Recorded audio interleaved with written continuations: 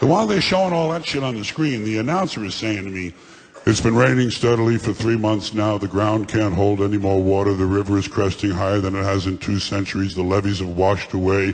And I just hope it keeps raining and raining and raining and raining and raining and raining and raining and raining and raining and raining and raining and raining and raining.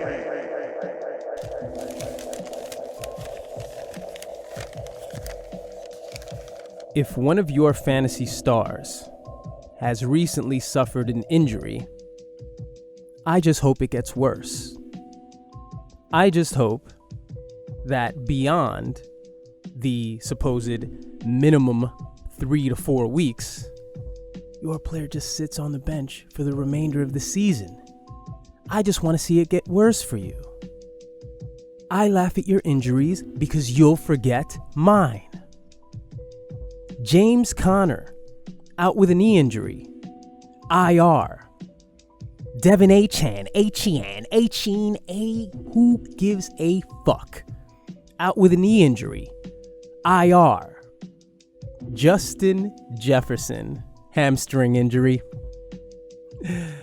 This one really makes me happy because when Austin Eckler was hurt, I told you guys that he goes on his podcast and it's hot or it's cold or it's yes and it's no.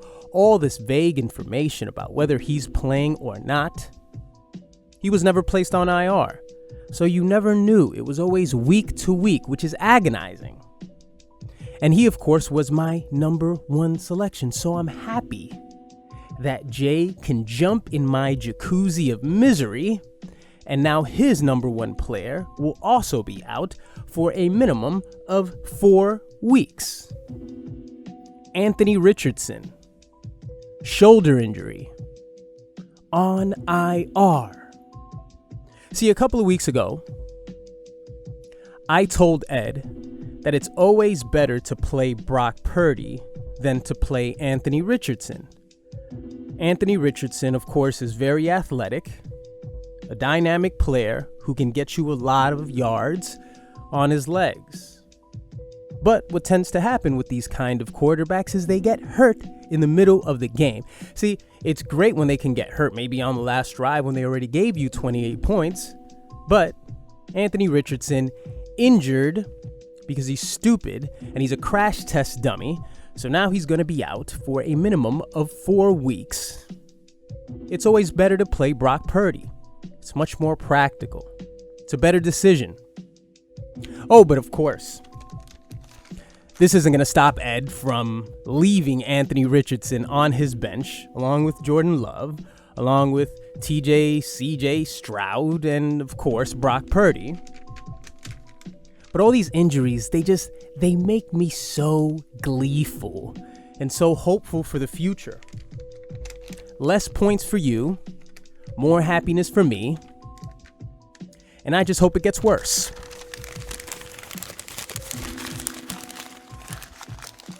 Oh, whoa. This is your Week 5 recap.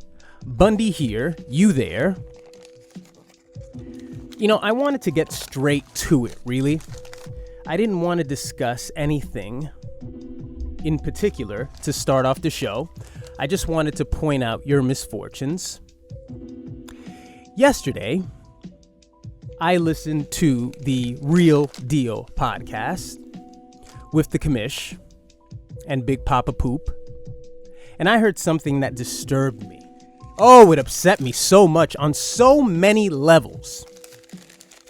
Jason had the nerve to say that this was a tough loss for Pedro.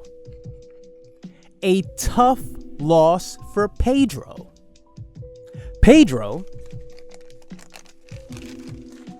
has the lowest, or scored the lowest amount of points in week 1 with 49 points.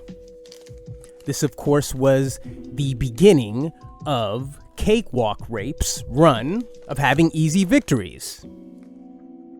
49 points. By the end of week 3, Pedro had a total of 330 points. Team Bundy had 374. Pedro lost last week to Hensel. That, in my opinion, was a tough loss.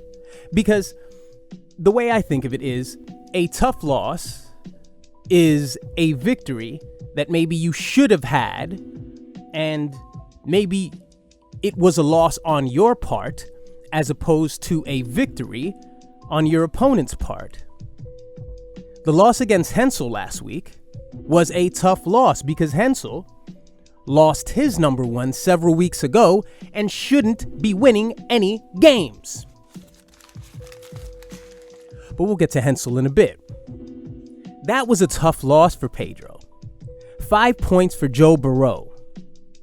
32 points for David Montgomery. It was a tough loss because normally this would never happen for Hensel. A tough loss is Eric losing to Ed.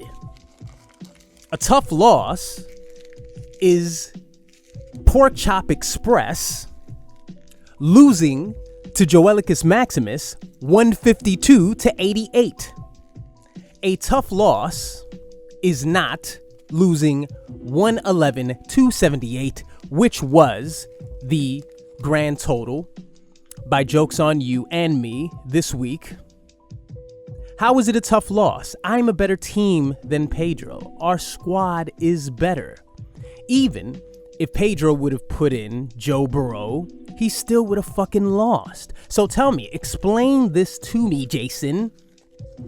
Run it by me and speak to me as if I was a child and tell me how was this a tough loss for Pedro.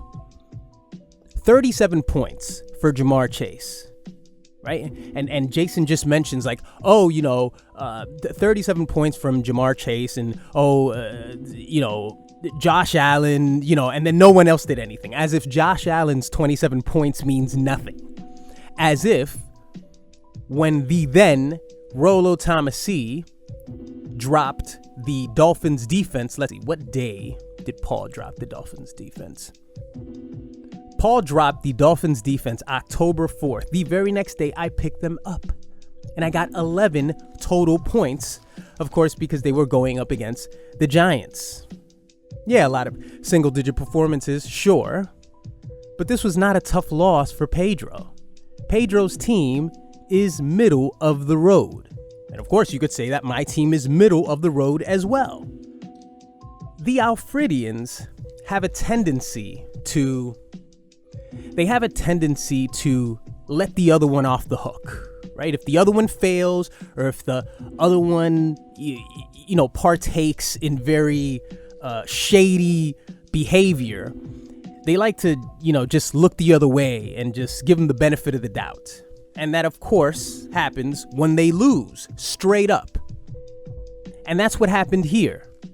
Pedro decided to put Josh Dobbs into the game.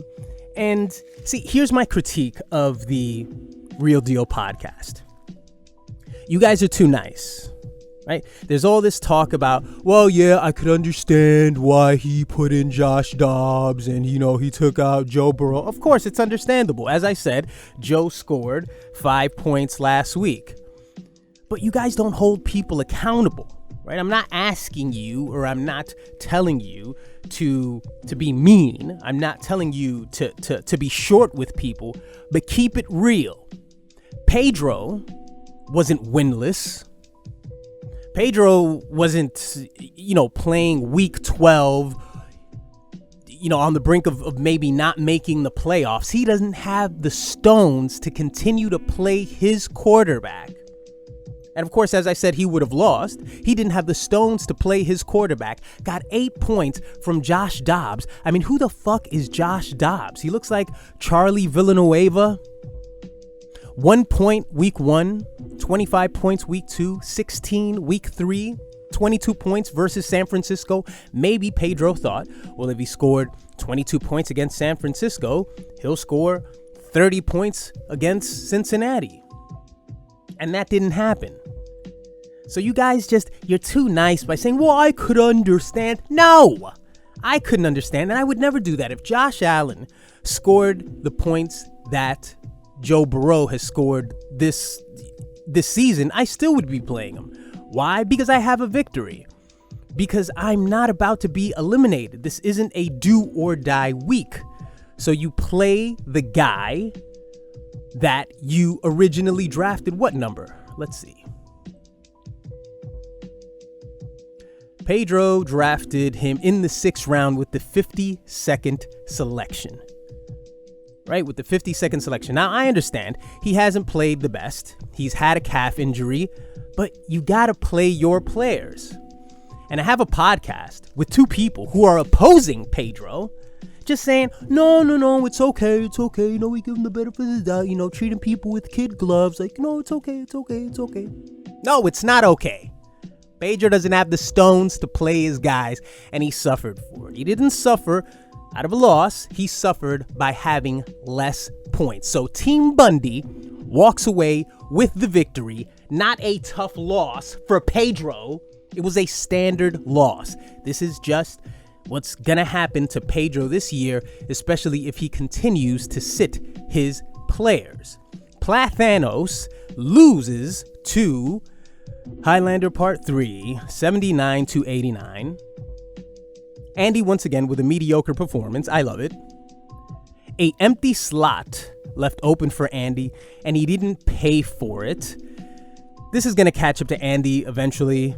As I've told you in previous weeks, Andy doesn't really have a running game. He's got Kyren Williams, who's just the guy who just arrived just now. I don't care what he did in college. I don't care about Kyren Williams until he proves himself as a valuable fantasy player. We will continue to shame Andy for having no running game. 24 points from Tyreek Hill. And Patrick Mahomes, at this point of the season, we can kind of say that Patrick Mahomes, he's kind of had a quiet run about it. 19 week 1, 21, 24, 13, and 19. It just hasn't looked the way it's looked in the past. But of course, Patrick Mahomes would never be a terrible selection. Puka Nacua with 13 points. And, what are you going to do? Hensel's team is what Hensel's team is.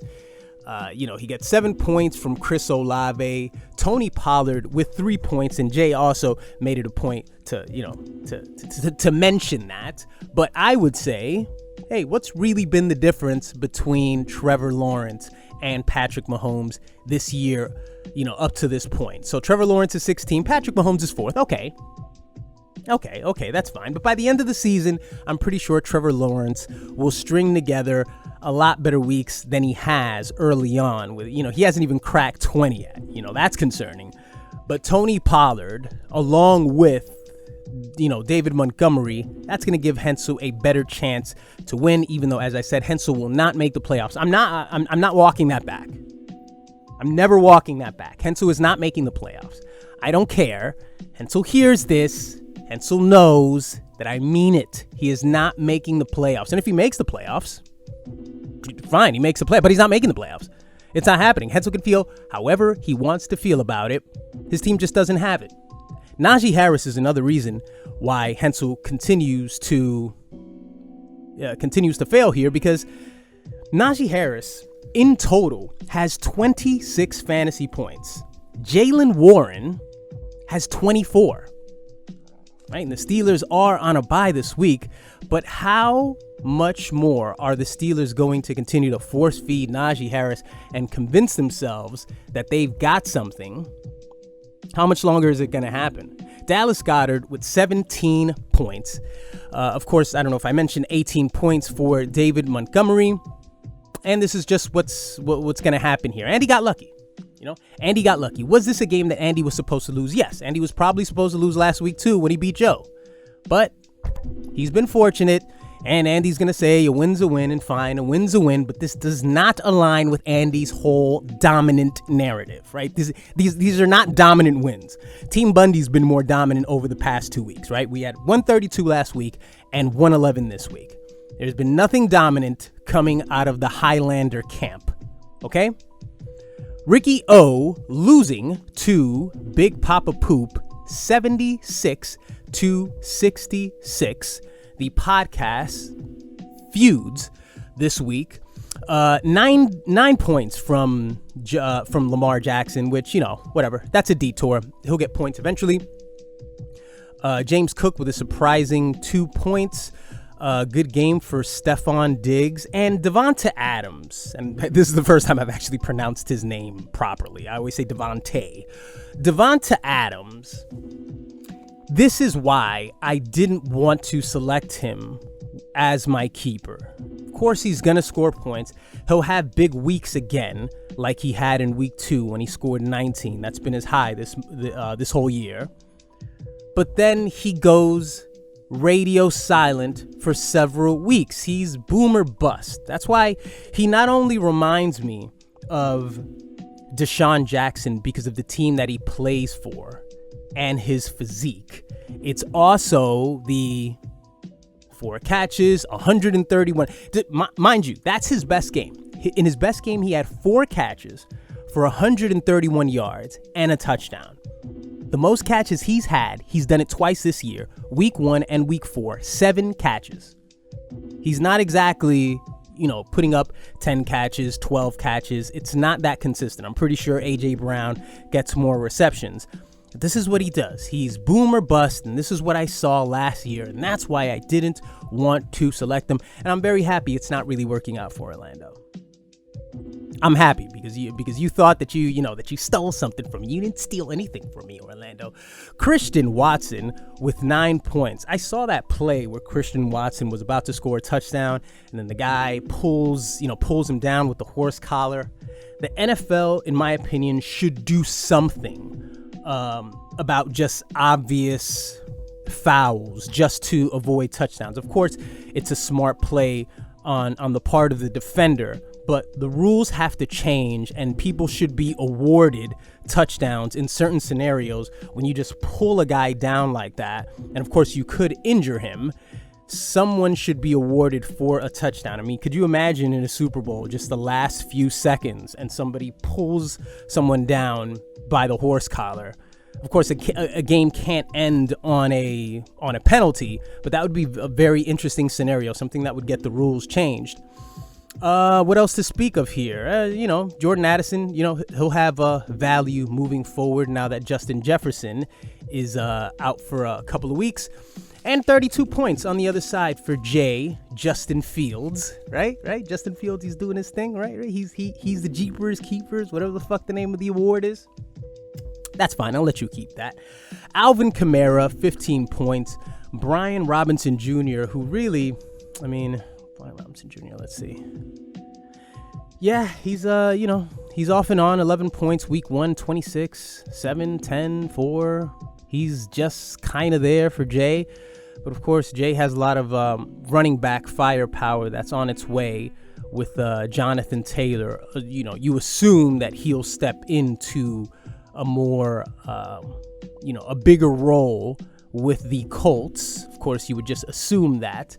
And Kyle Pitts getting 8 points while on his bench.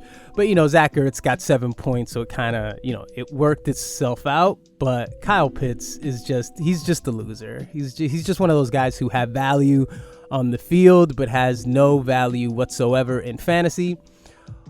The commish, he really needs Saquon Barkley to come back. The commish's record, I think he's been like 1-2 ever since he was spotted in New York City on a date with Eric. Watching Run the Jewels, living the fast life, living the fast life, a little too crazy, not spending enough time staring at his screen, paying attention to his fantasy team. And now he's on his way to, possibly a losing record or just falling out completely, which, I'm okay with that. The very next game here is Acknowledge Me winning, pulling off the upset, 105-100, defeating Ewok Rape. A very good performance from Breece Hall, 22 carries, 177 yards, a touchdown, 72 yards through the air. Great performance, of course, against the Denver Broncos. Of course, you got to take advantage of those bad matchups. But, what happens? Then Garrett Wilson gets 5 points. I think Jay also mentioned this. You're never going to get great performances from both of these players. It's never going to happen. Make a decision, trade one of them. Ed decided to play Tank Bigsby, which I found to be very, very funny as I was watching the Buffalo and Jacksonville game. I had no idea before the game that he had attempted to do this, but of course he only did it because he had no choice, because he has no running backs on his team. I believe Jahmyr Gibbs was injured right before the game. It was reported. At least they gave him the benefit, of letting him know, and it wasn't a game time thing. And here we go. Anthony Richardson still on his bench. Brock Purdy, 26 points for Brock Purdy. So leaving points on the bench, being cute, playing CJ Stroud. What are you going to do? On the other side, Eric with 27 points from Jalen Hurts. Isaiah Pacheco with 11. Gus Edwards, this is one of his bad spots here. Gus Edwards with 4 points. And Christian McCaffrey didn't really have a Christian McCaffrey performance. If he would have scored at least 6 to 7 more points, he would have defeated Ed. And this is just just beat him straight up. This was just a victory for Ed. This was an upset in the sense that this is Eric's very first loss, but it was a good victory for Ed because it's not like Eric really just fell out. He was just missing about 10 more points from Christian McCaffrey, which is what he normally gets, and Ed got himself a good victory. But of course this always comes with a big but. Justin Tucker, what is he? Justin Tucker is the 29th ranked kicker in fantasy. The 29th kicker. Ed can literally get anyone from the player pool right now. He could just pluck anybody, but he won't do it because he can't. At this point, he can't. It would be insane for Ed to drop Justin Tucker. It would be insane for him to drop him and just pick up another kicker who he knows is consistently scoring 8-7. And I say 8-7 points, which isn't a lot, because Justin Tucker has 5 week 1, 10 week 2. That's his high. 6, 4, and 4. Of course, we've discussed, we know this. Kickers don't, they don't set up their own kicks. It just has to happen. That's how the game script works. But would it really be insane if he did that? I mean, at this point, he kind of has to. But I think there's something in the corner of Ed's mind where he thinks that if he drops Justin Tucker, one of us is going to pick him up. I'm not going to. Ed, let me say this loud and clear. Above anything that's been said on this installment, week 5, Ed, if you drop Justin Tucker, I am not going to pick him up. No one cares. I don't think anyone else. Let's see what Harrison Butker's ranking. Harrison Butker's 10th. When did Eric select him? Ed, he selected him in the 14th round. He is the number 10 kicker in fantasy. Eric's not going to pick him up. No one else is going to pick him up. I guarantee that everyone here has a kicker that is a higher rank than your kicker. Okay? Just let it go. Let go of Anthony Richardson. I really think you should do that. You should let go of Anthony Richardson. That's not going to help you. Jordan Love. Jordan Love was just a thing first couple of weeks. He was against Arizona. He was against Chicago week 1. New Orleans. I don't think their defense is too great, are they? And that's what it was. He had 22, 20, 23. It was just a matchup thing. That's all it was. Let these quarterbacks go. And now we move on to the game of the week, the big news of the week. It was the 152-point performance from Joelicus Maximus.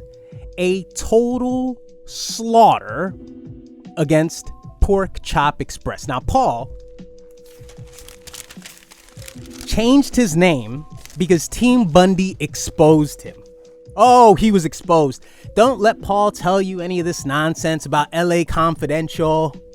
whatever. It was based on a character from, look, there may be a character in LA Confidential. I've never seen this movie. I'm sorry. I've never seen it.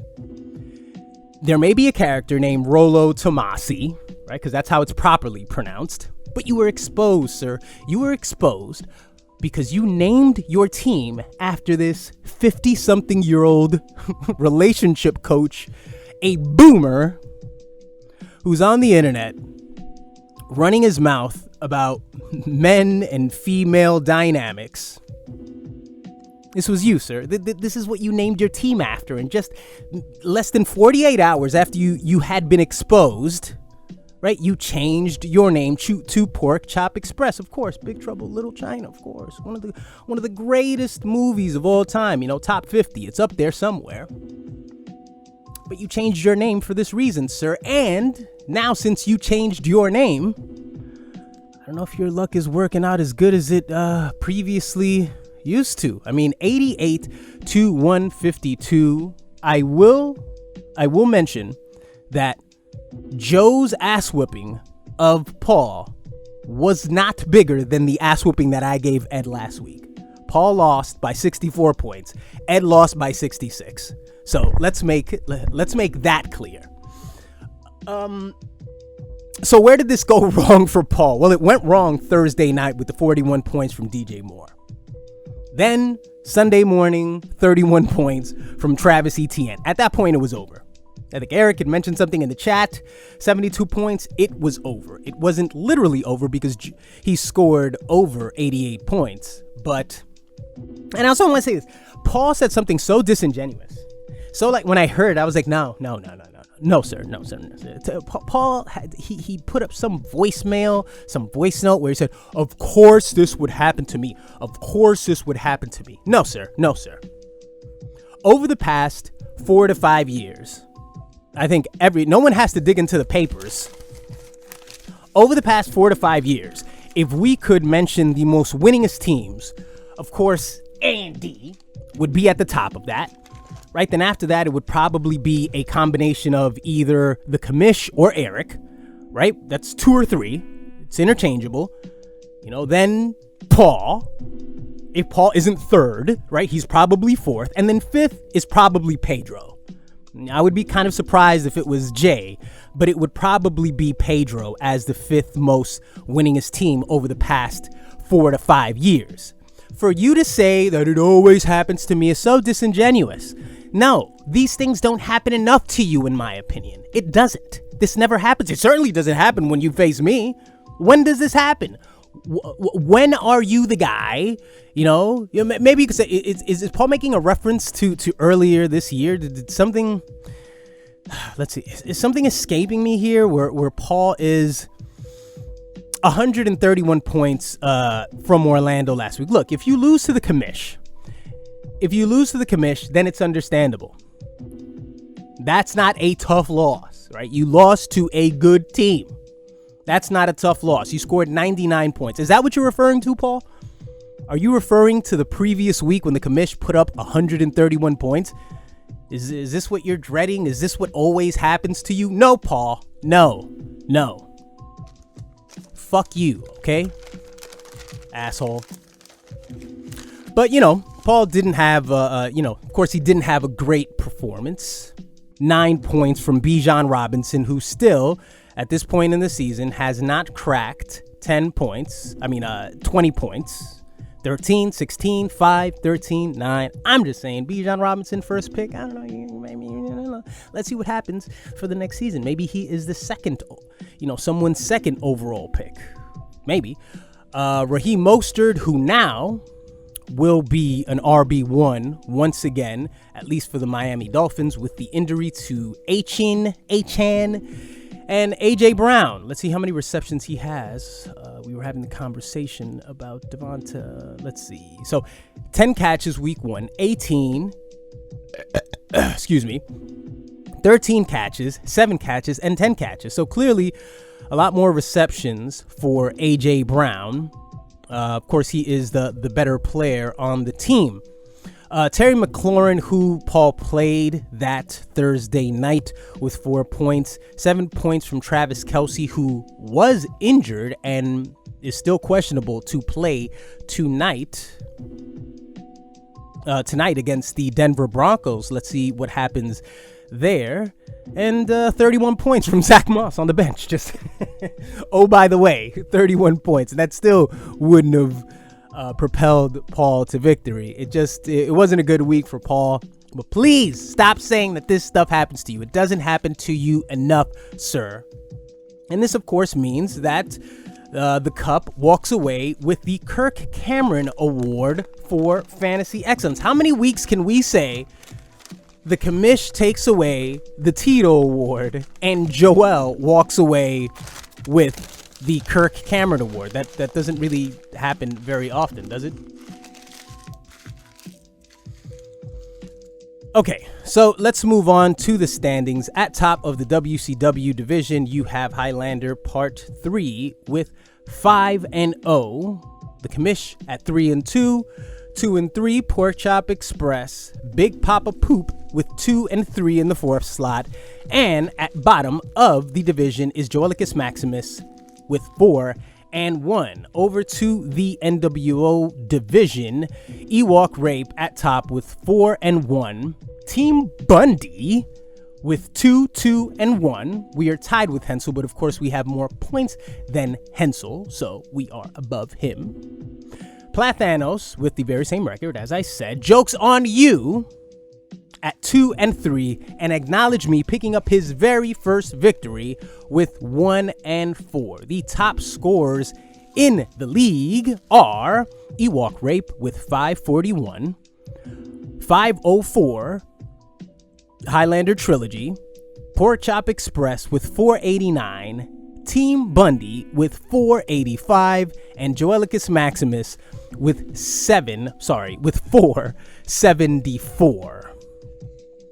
Then there's Joke's on You with 408. The guy with the tough loss. The guy who should be depressed in the corner somewhere because he lost to a more superior team or a team who is just across the aisle from them, just, comparable to them. Oh my God, he must be so depressed. I said I would mention the tight ends. I mean, I at this point, too much happens. I don't want to discuss. Yes, I am in support of tight ends or eliminating the tight end position. It's frustrating. We've done it enough. We've had so many seasons, agonizing seasons with 3, 2, 5-point performances if we're lucky. That's probably the average of all tight end scoring. It's probably like 3 points or something. We've done it enough. I am for removing the tight end slot and just adding another. Is that what was proposed? Was it adding another flex spot or another running back? I'm assuming it's another flex spot. I'm okay with that. Of course, if we did that, the only tight ends that would be played would be Travis Kelce. Some weeks it would be Mark Andrews because Mark Andrews kind of, did nothing. But no, Mark Andrews is just one of those players that you just have to play every week because he could score 20 just like he scored 20 for me last week. So, that can happen. There would only be 3 tight ends played, really, but I am for it. Okay. So let's move on to the Week 6 games. You have Joelicus Maximus going up against the Toronto Bundy. Look, man, the injury to Justin Jefferson, I hope, will affect Kirk Cousins' output. I think it will. The injury to Achane will affect Joe's bottom line. It definitely would. This couldn't have happened at a better time. And now Austin Ekeler is back, right? He's back now. My number one's back. Now it's my turn. It's my turn to score points now. You hear me, Joe? Pork Chop Express up against Acknowledge Me.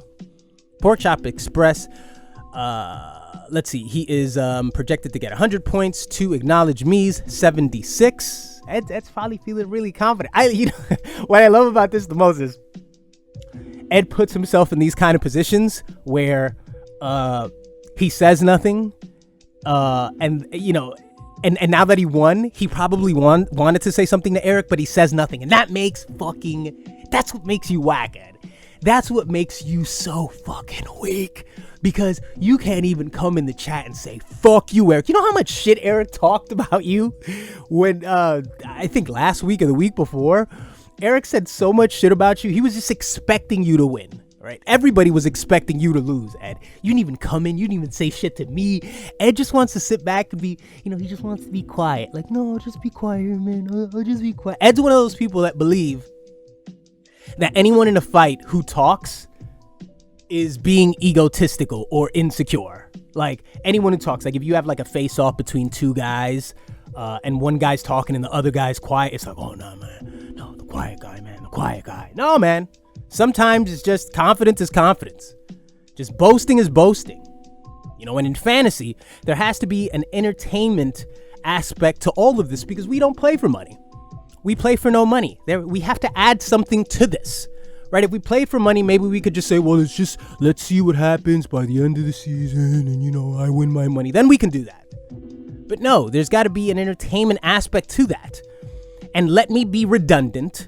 Let me repeat what I said several weeks ago. Right, you were the guy who selected Justin Tucker. And now because it's not turning out well for you, you're silent. You say nothing. Right, now I got two phones. I got two phones. I don't know what's happening. I got two phones. He can't say anything to Eric because he has two phones. He probably has three phones now.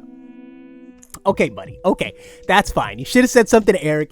It's too late now. The moment's over. Now you face the Pork Chop Express, who, maybe is no longer Rolo Tomasi, but if you lose to Ed, Paul, next week we are going to have an emergency meeting and we're going to discuss whether this name change was in your best interest.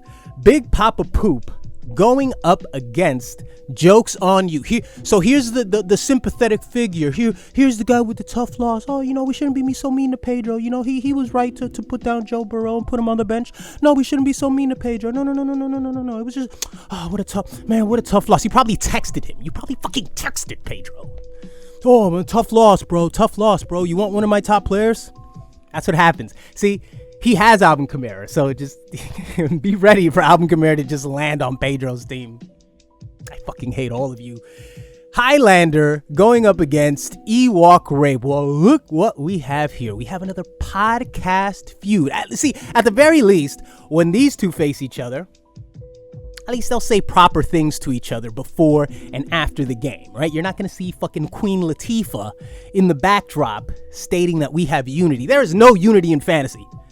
Right? I don't care who you do shows with. There is no unity. Everyone is your enemy. And the very last match of the week is Ricky O going up against Plathanos. A very pivotal game for Plathanos as he is likely to meet failure once again. Or at least he's got to continue to do it because I said so. It's going to make me look good, Hensel. Just do it. Just lose. God, get over it. All right. So just remember, for all your injuries, I just hope it gets worse and worse and worse. I just hope it keeps raining and raining and raining and raining. And I understand. I get it. I have players too. They can get injured as well. But in fantasy, I don't believe in you say bad things and bad things happen to you. No, this isn't life. No, it's not. You have the opportunity to say the worst things about my team, and it will have no effect on yours. I give you the freedom to say whatever you want about my team. Go for it. Okay? So, as always, may your quarterbacks get hurt before they leave the locker room. May your running backs pull their hamstrings. And may your wide receivers get arrested for marijuana possession. Go fuck yourselves.